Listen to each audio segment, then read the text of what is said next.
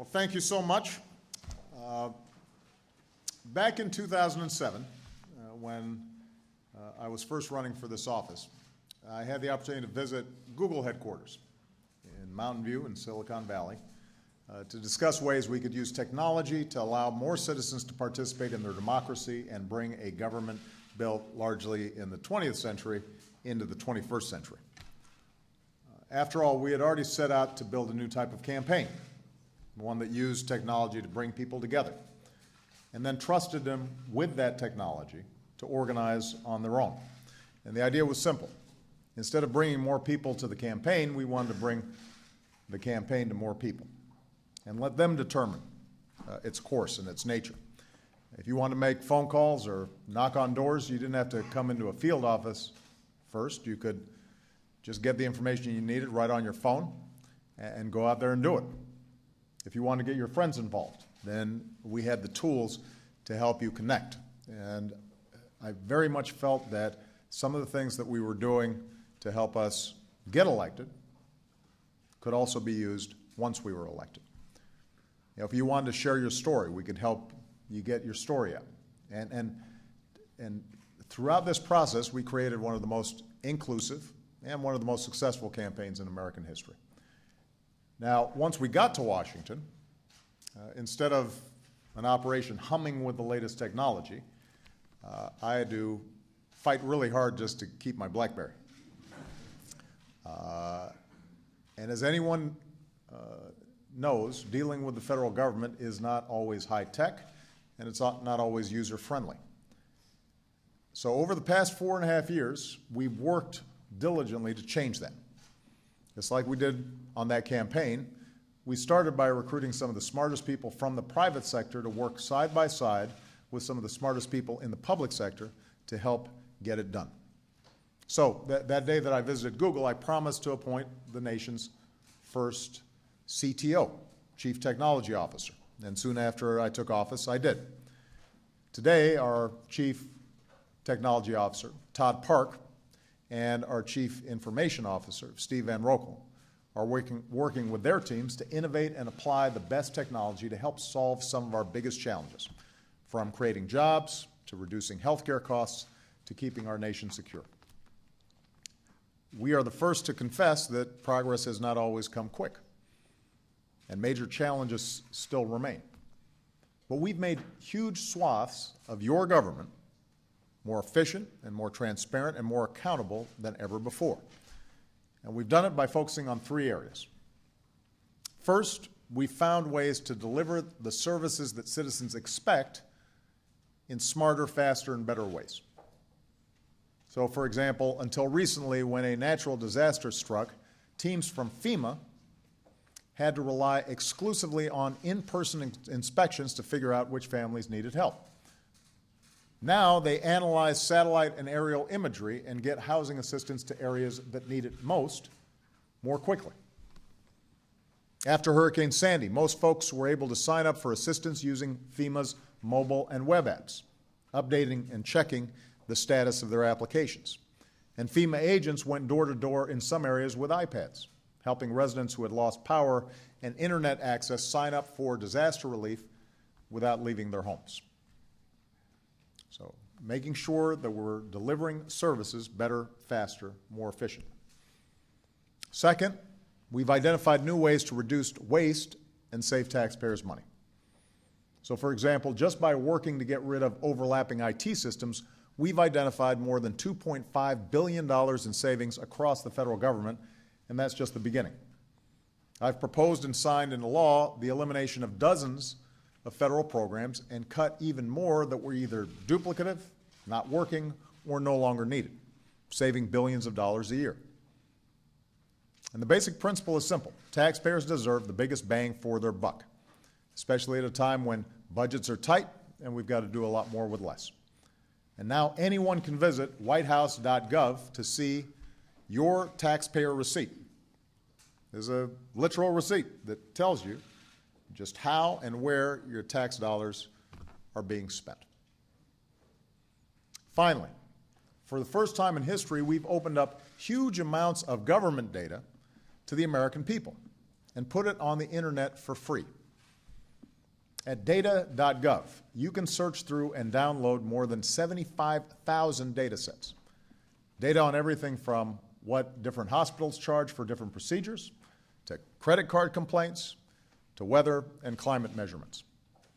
And what's happening is entrepreneurs and business owners are now using that data, the people's data, to create jobs and solve problems that government can't solve by itself or can't do as efficiently. So there's a company called O-Power, for example, that's used open government data on general energy trends and weather to help families save more than $300 million on their energy bills. There's another company called iTriage, founded by two emergency room doctors, that is using freely downloadable data about healthcare providers from the Department of Health and Human Services to help more than 9 million people find the closest doctors and hospitals that meet their needs. And the list goes on. And these companies have now hired hundreds of people, and they're still hiring. And millions of people have already used these applications that were created as a consequence of releasing this data. So we've made some good progress on all fronts, but now we need to do more.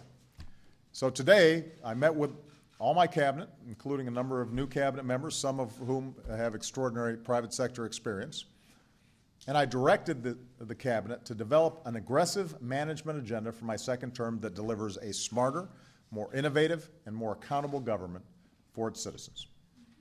And we're going to continue to adopt good ideas from the private sector. I've asked Sylvia Matthews-Burwell, the Director of the Office of Management and Budget, to lead this effort.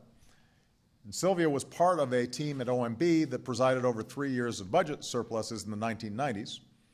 After philanthropic work at the Gates Foundation and the Walmart Foundation, she's come back to help us move this effort forward. She's not the only one. We've also welcomed a new class of Presidential Innovation Fellows, and I'd love for the press to meet some of these folks because they're extraordinary. These are Americans with vast private sector technology expertise who have volunteered to come serve their country in the private sector. So, for example, Scott Wu helped found a company that helps recent graduates turn their good ideas into good businesses. Claire Holroyd used to manage product design for everything from mobile phones to video games.